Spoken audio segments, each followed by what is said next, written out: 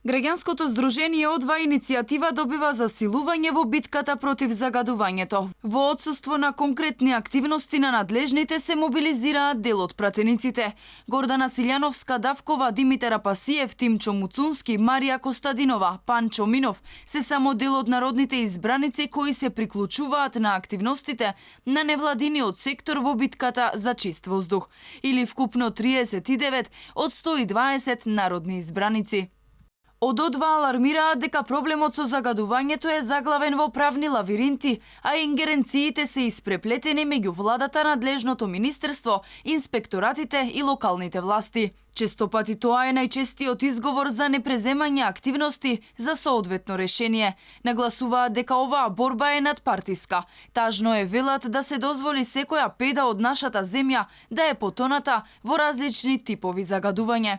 Во меѓувреме владата го усвои предлогот на Министерството за правда за зголемување на казните за загадувачите. Тие сега ќе бидат за 20 пати повеќе од досегашните. Усогласувањето на прописите од областа на животната средина со постојаниот закон за прекршоци ќе доведе до намалување на постојаните прекршочни санкции. Но дилемите се колку ова и ќе даде ефекти со оглед дека казни и досега имаше, а загадувањето не се намали. Така е веќе со денови во Скопје, но и во внатрешноста.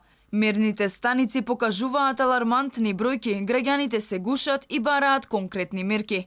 Градоначалникот на Скопје Шилегов како најповикан тврди дека состојбата се следела, а имало стратегии и мерки.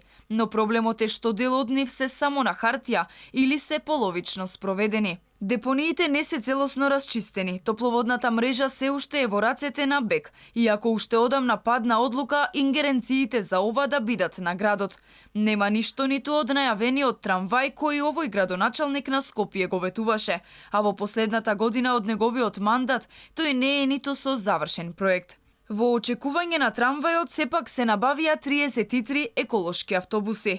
Мал дел од граѓаните искористија субвенции да купат инвертер или печка на пелети. Иако деновиве воздухот е отровен, се уште нема бесплатен јавен превоз во денови со висока загаденост согласно мерката на град Скопје.